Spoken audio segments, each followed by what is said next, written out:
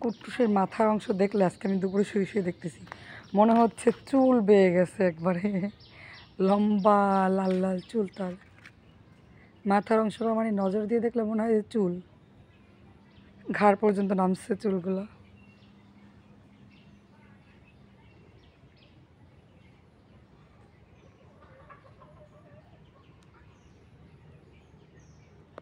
কি মানে পানি যে নড়াচড়া করে ওইটা নিয়ে তার যত অবজার্ভ, কি হচ্ছে, কেন নড়ে, কেন পানি যাচ্ছে, কেন পানির ভিতরে পাতা ছাতা নড়তে আছে।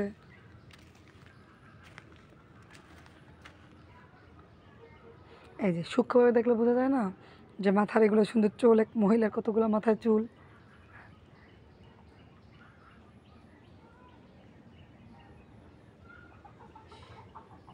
কি ওখানে কি,